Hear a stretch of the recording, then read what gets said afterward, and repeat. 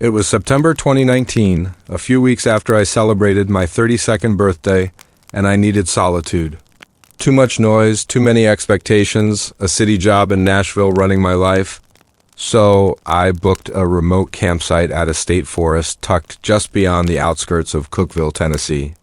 Nothing fancy, no electricity, no crowded RVs, just a clearing surrounded by hardwood trees, quiet enough to hear your own heart. I arrived early afternoon. The sun slanted through yellowing leaves. I carried just one backpack, some change of clothes, a small stove, dehydrated meals, water, and a tent. No other campers were visible, just signs of the season, fallen acorns, rustling underbrush, the distant call of a crow. I chose a flat patch of gravel, pitched my tent, and gathered firewood. By 6 p.m., I'd eaten a can of chili heated over the stove, washed it down with lukewarm water, and stared at the canopy of oaks above. How could something so peaceful feel familiar and unfamiliar at once? Night approached. I zipped into the tent after reading my book by lantern light. The forest grew quiet except for the rustle of leaves and a gentle breeze. I turned off the lantern at 12:07 a.m. with just the ribbed fabric of the tent walls between me and the night. Sleep came slowly, but then I woke. It was 2:14 a.m. At first, I thought dry leaves or a distracted critter. But then, crunch, pause, crunch, pause. It felt deliberate, measured, footsteps walking on dry leaves and acorns. Someone or something moved in a slow circle around my tent. I froze. Every instinct screamed animal, but there was a wrongness to it. No deer pads, no scurrying rodents. These footsteps were human. I gripped my phone. I didn't take the time to turn on a light. I dared not. The breathing walls of the tent closed in. My heart hammered. I whispered to myself, "Stay calm." After 2 minutes or 10 seconds, it stopped. I didn't hear anything else. My chest cramped. I forced calm again, taped myself to logic. Probably a raccoon, I told myself. But logic slipped away when the footsteps resumed, closer. 2 yards from my tent wall, circling the back. I held my breath. My knife lay beside me. My only light was the faint glow of stars above. The circling slowed, paused just long enough that I thought I'd drifted asleep. Then nothing. No crunch, no wind rustle. Silence so complete it rang in my skull. I didn't sleep again. Disoriented and bone-weary, I woke just before dawn, legs cramped, back sore. I crawled out of the tent. The clearing was still and empty. Birds had not yet green-lighted the day. I inspected the surrounding area. There were faint indentations in the decomposition layer, 2 clean circles about 1.5 yards from my door. One circle bigger than the other, matching the pace of giant boots. I packed everything in a blur and left, sweaty hands, shaking fingers. The gravel looked freshly disturbed around my tent, like someone had lingered exactly where I slept. Back at home later, I turned to Reddit, specifically creepy encounters in camping and hiking, to vent and search for similar experiences. One top comment stood out. I camped alone last spring. At exactly 2 a.m. I woke hearing crunch. Crunch? Outside? It sounded too deliberate for an animal. I stayed quiet. Then I heard a voice whisper, "I see you," but no one in sight. Another. I went solo in the same forest last October.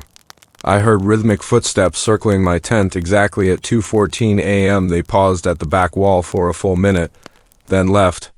I realized I wasn't the first. Maybe I wouldn't be the last.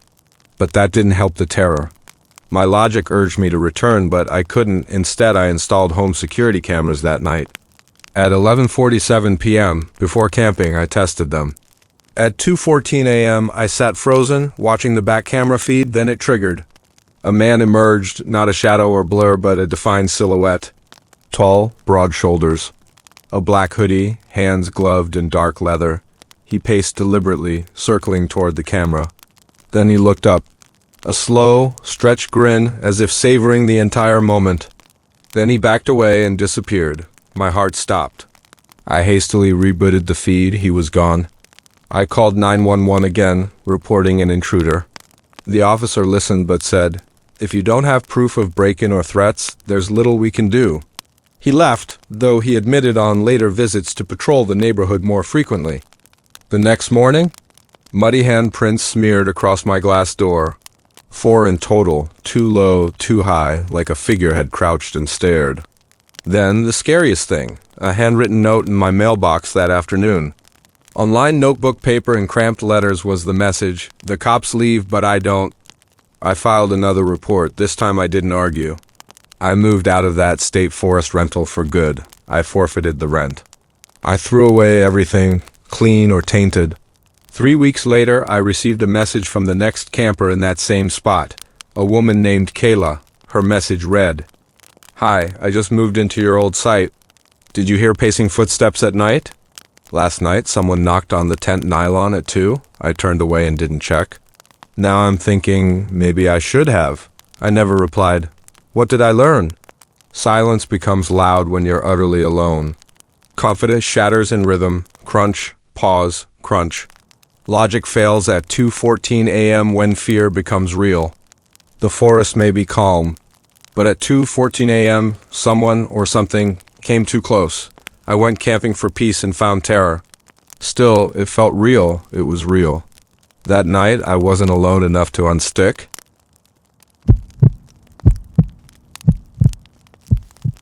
I never expected a walk in the woods to change me forever. It was a quiet Tuesday off and the weather cool, crisp air. Sunlight filtering through leaves seemed perfect for hiking. I pulled onto a small gravel parking lot at the entrance of the nature preserve where I grew up near Chicago suburbs, but hadn't really explored much. A local spot, barely used except by occasional bird watchers or dog walkers. Tracks wound through dense forest. I picked a main trail. I felt calm, no buzzing in my phone, no emails, no distractions. Just me and the hush of the trees. Birds chirped. Leaves rustled, but it felt comforting, almost too perfect. After about 30 minutes of easy walking, I rounded a bend and saw something that hit me, a concrete clearing in the middle of a grove, and in its center an old metal chair. It looked abandoned, unfinished, surreal. Why was it there? The concrete felt cold, out of place amid the earthiness of the forest floor. The chair was rusty, weathered yet solid, upright as if someone had been sitting just moments ago. I raised my phone and took a photo. A shiver tickled my spine, but I forced breath calm. I told myself, just a random art project or someone's leftover junk, but I couldn't shake tension. I hovered there a few seconds, turning the chair spot over in my mind. Then, almost reflexively, I whispered, "This place is creepier than I remembered." It slipped out before I could catch it. Then silence. Then nobody likes it here. The voice rang behind me, a child's voice. Heard clear as day, but I had no idea where it came from. I whipped around, adrenaline rushing. Nothing, just forest, wind through branches. No paths, no footprints, just the chair and the clearing. My mind raced. Was it someone playing a joke? But where? There was a single path in and out, no branches or hidden roots. And no people. My gut roiled. I blinked, convinced I'd imagine it. But the voice felt urgent real. I swallowed and turned back, keeping eyes on the chair. It remained untouched. I carefully tracked my steps backward along the trail until I felt far enough away. My hands trembled, chest tight. I didn't run, just walked fast. At the trailhead, a park ranger stood next to his truck. Fate, maybe. I approached. He nodded greeting, then said calmly, "Everything okay?" I spread out my hands and said, "You won't believe it." I told him about the clearing, the chair, the voice. He didn't laugh, instead said, "You weren't the first." He looked off into woods, expression pitying, concerned. That spot, people stop there sometimes, say they feel watched. Some swear they've heard children calling for them, whispering that they don't belong. He turned back. We found nothing, no cameras, no hidden speakers, no kids' path, just silence and that chair. Even no footprints. My blood ran cold. He gave me his card. If you decide to go back, bring someone. Sometimes those voices come again. But only when you leave. I nodded, drove home in shock. That night I didn't sleep. I replayed scenes. The metallic groan as I whispered, the voice after, the emptiness where a child should have been. I felt watched even at home. 2 nights later, I couldn't resist. I grabbed a friend and went back, midday this time, light filtering, shadows dancing. We found the clearing and chair. We stood together shoulder to shoulder. I said softly, "I felt it here." He shrugged with mild doubt. Then the air went cold. Fewer birds. No wind, just quiet. I squeezed my friend's shoulder.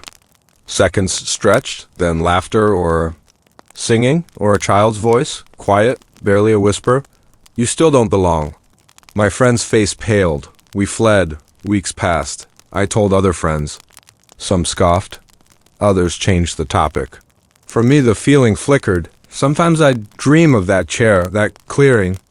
I'd wake with the echo. Nobody likes it here. But I learned not to go back not alone. I learned to respect spaces where something unseen lingers, and I learned some voices whisper not to scare but to warn. I've camped a lot, but this night, I'll never forget it. It happened 2 summers ago in a remote section of a national forest in Oregon. Myself and 2 close friends had set up camp beside a lakeside fire ring. By dusk, we were settled in small group, tents clustered, the night sky settling overhead like velvet. The forest was eerily silent, no breeze, no crickets, no rustle, only the occasional water ripple on the lake.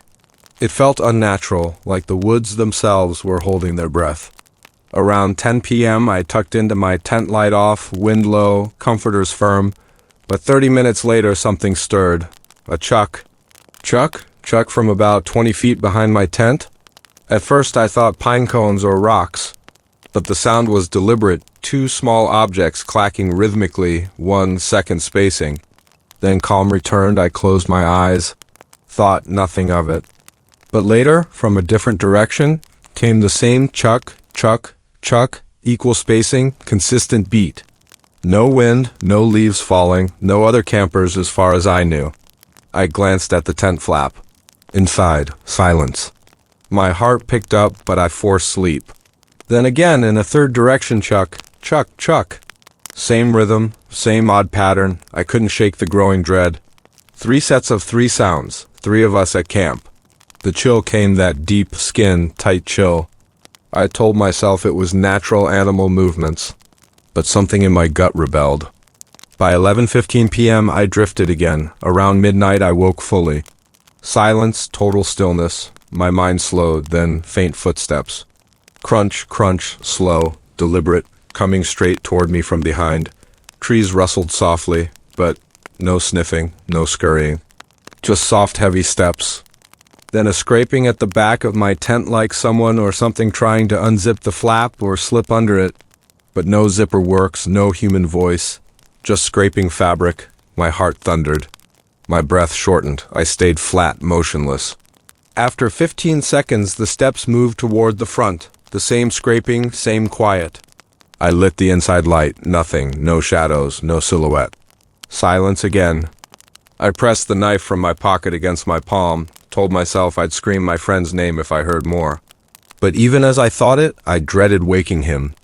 I sat up and wrote notes on my phone, timestamps, the direction of sounds, how long each lasted. Some hours later, I fell into a fitful sleep. 2 nights passed. We hiked, fished, relaxed.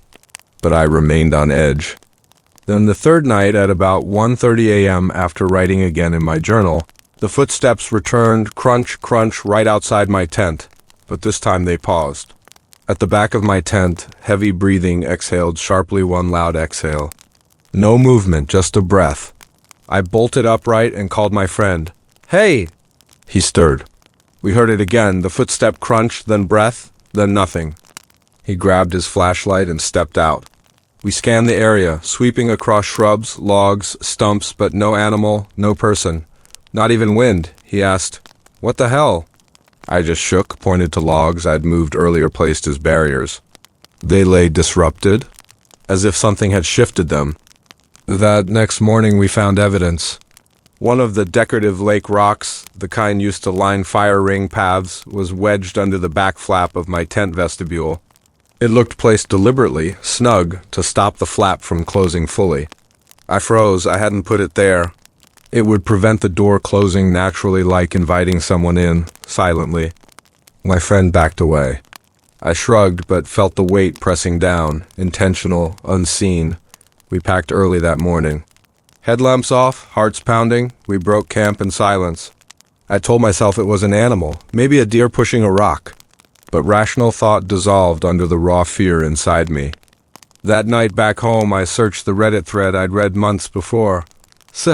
Crunch. Footsteps outside tents. I recognized the pattern, nearly identical. It was the same scenario someone else had described, creepy rhythmic noises, breath. Nothing detectable, yet terrifyingly present Reddit.com. I reached out. He told me they'd never explained it either. And I wasn't the only one.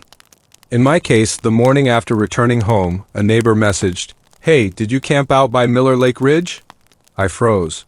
Somehow she'd recognized my gear. I denied it. Told her I was visiting family. But inside I felt exposed. That unsettling sensation stayed. Weeks later, I installed a trail camera at the campsite just for closure. The footage recorded motionless nights. Never showed a person or animal crossing into camp. Just static frames and occasional glowing eyes far off in the brush. I quit solo camping for a while. Now, when I look at those logs, those stones, I think of that breath, that scraping at my tent flap, the sound of rocks set in pattern, the feeling of being observed and alone. Because out there, in that still, silent forest, someone or something was stalking us at hours when only wildlife should exist. Yet there were no tracks left at the tent, no footprints, no droppings, nothing to explain it. Just the chilling sense that it wanted us to stay and to never leave. I still wake sometimes imagining Chuck in darkness, footsteps creeping, breath exhaling just at the fabric of my tent wall. And I know, something watched, something waited. Something left the rock and us shaken, unsure, and certain that in those woods we were never alone.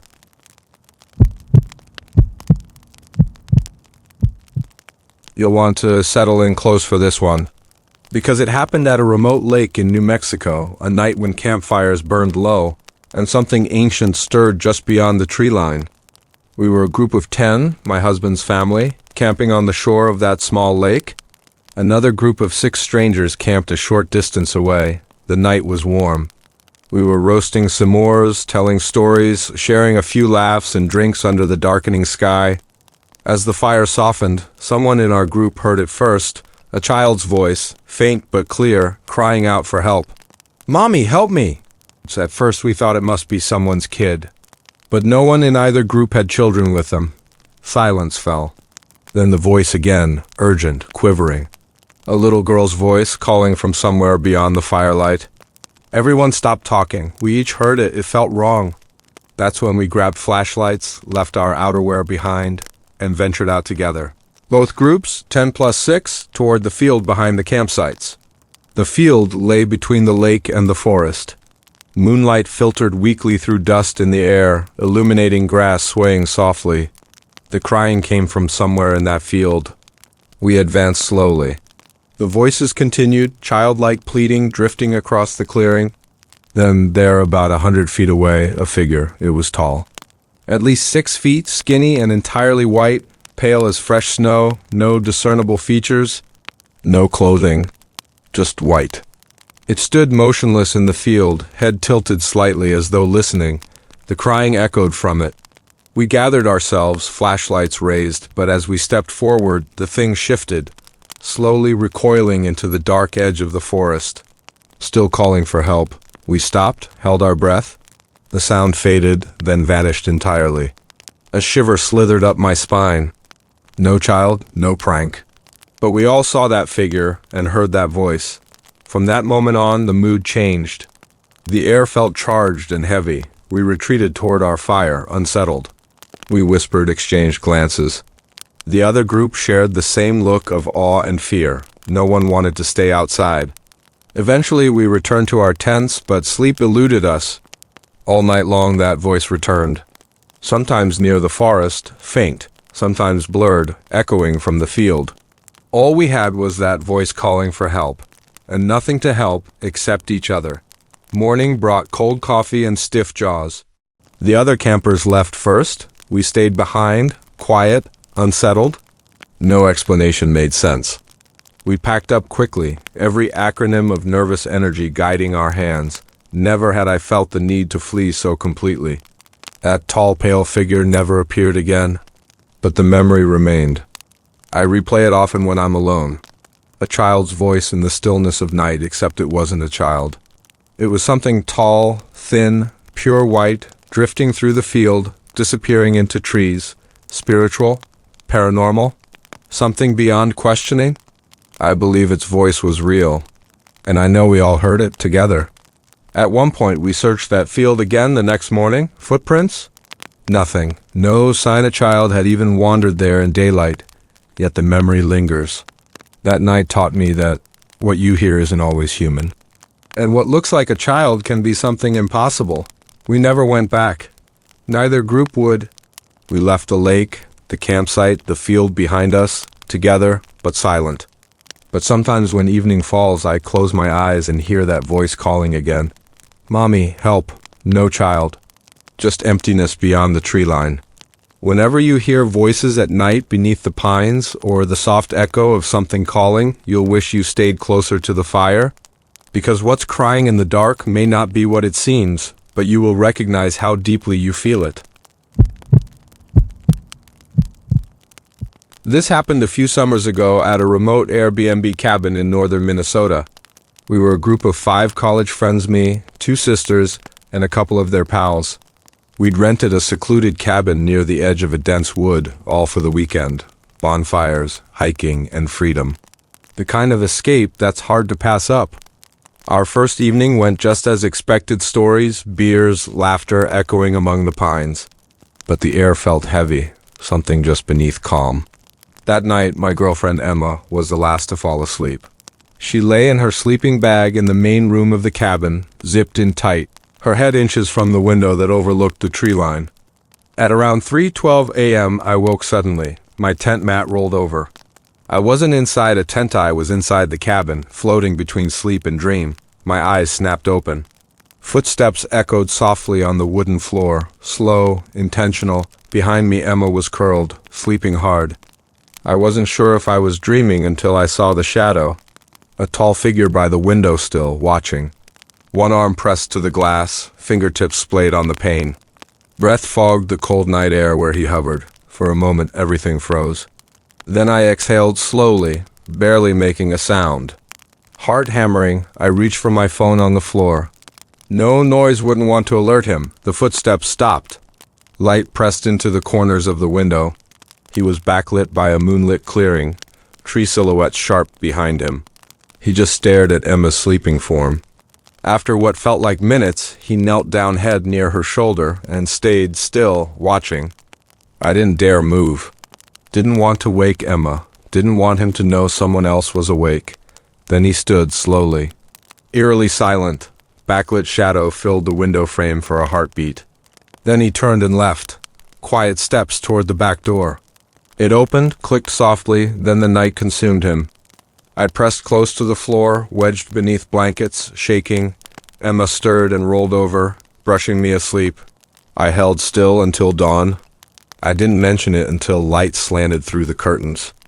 We gathered in the kitchen, half asleep, coffee, bland conversation.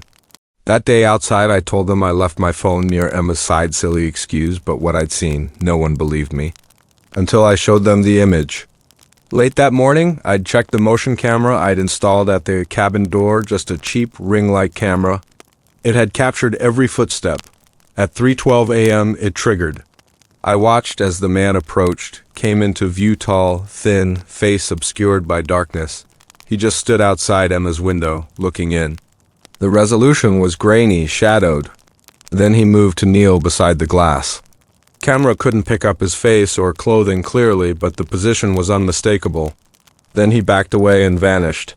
When I showed them, their faces went pale. The sisters started whispering about leaving immediately. A friend asked if it could be a neighbor or someone checking Wi-Fi. But no one lived nearby. This place was miles from the nearest house. Driving in, we'd noticed no cabin lights for what felt like miles after the main road. That night, I barely slept.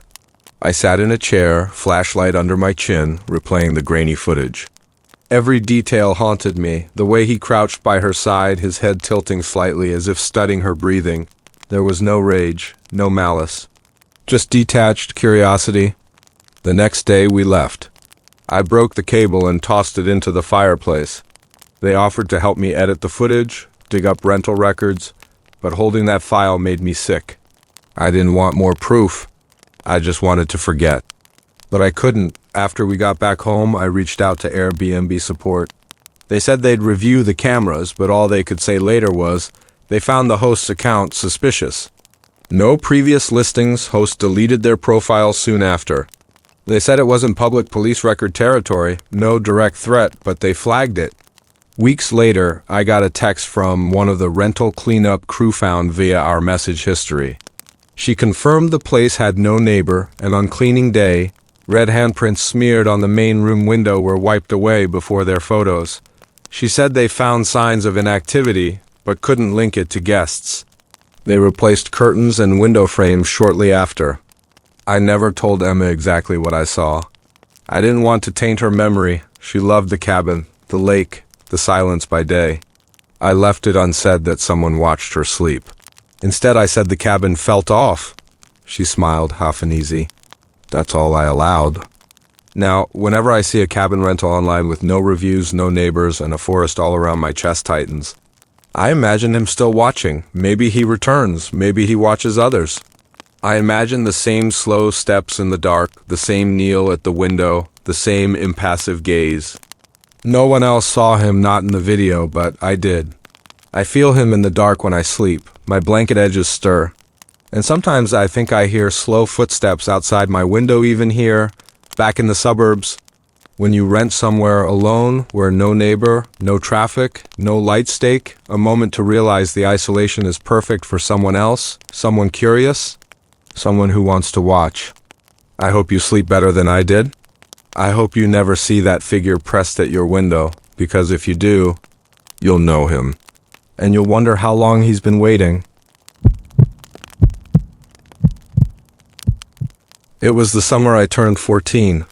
My friends and I discovered a secluded lakeside campsite tucked in the woods about half a mile from my buddy's house. We thought it was perfect. No crowds, just nature and risky teenage freedom. One night changed everything. We pitched our tents, built a small fire, shared stories, and drifted into sleep. I awoke in the middle of the night to thump, thump, thump against the tent wall directly above my head. At first, I thought maybe a branch had fallen or some critter was clumsy. But the sound repeated rocks, some about the size of golf balls, each impact coming from different angles. Multiple sources, and they kept hitting. Our heads were inches away from each strike. My heart pounded. I whispered to my friends, "Guys, rocks." Good thing none of us dared unzip. We just huddled in the dark. One friend argued we should rush out, confront whoever was doing it. We all refused. Panic kept our mouths shut. We stared at the flicker of the lantern as rocks burst onto the tent again, then silence. Moments later, I heard a gut-chilling scream from down by the lake, a woman screaming, shrieking something inhuman, echoing through the trees. It sounded far, maybe 100 yards away, but amplified by the stillness of the night. That scream didn't belong there. At first light, we emerged trembling. My friend's fishing pole lay broken beside his tent, snapped in two places, what looked like deliberate force. That morning, no footprints, no suspect. No pranksters admitted trespassing. The pole damage told us it wasn't a joke. Whoever or whatever had done this had walked the perimeter, studied our position before tossing bombs of rock. We packed and returned, shaken but oddly curious. We camped again weeks later, no incident, but the memory stuck. The scream, the onslaught of rocks, the silent absence. That woman's voice screamed from nowhere. As I start, picture a still night, moonlight filtering through dense pines, our tents dotting the shoreline like pale mushrooms. The call of crickets, the gentle lap of waves, but silence deeper than that. Then thump, and another thump, and the third larger. My chest tightens as each echo punctuates the night. There were no trees overhanging that area, no loose branches. The closest campers were a mile away. Yet the rocks hit in rapid succession, precise. They bombarded us. We huddled together in the dark, trying not to breathe too loud, certain someone or something was circling, waiting. Then came the scream, a distant woman's voice, reaching a sharp, panicked volume, not malicious, terrified. Maybe calling for help, maybe warning, but no movement followed. Just echo, fading into silence. The next morning, we assessed the damage. Fishing pole snapped clean, tent walls pocked, inside we looked pale. I felt the air rush out of my chest as I realized this wasn't some prank. We had been marked. I kept replaying the scream in my head, wondering who it belonged to, a local, a camper, or part of something else. We never saw another person out there. No footprints, no campfire smoke. But the scream, I can still hear its edges, raw and real. I never found closure. We never returned after that second trip. Some part of me knew not to push at what had brushed so close. It was too close. Something had thrown rocks at my pillow as I slept. If you listened carefully, a wind whisper, maybe some shifting leaves, you might think it was simply wild, or maybe some prank. But after hearing that scream, I knew it was neither. It was a signal, you don't belong here, you've trespassed. And then, get out before you break something else. I think about those woods occasionally. Sometimes late at night, when silence feels too complete, I catch my breath. I wonder if that woman's voice belongs still to the forest. Was she trapped, screaming for help, for someone to see? Or was it part of the unknown, a warning across generations? The scream was the proof. Rocks were just accompaniment. The scream told me we'd entered someone else's domain. And when we left, I believed we were watched still. I never returned. And I never camped alone again.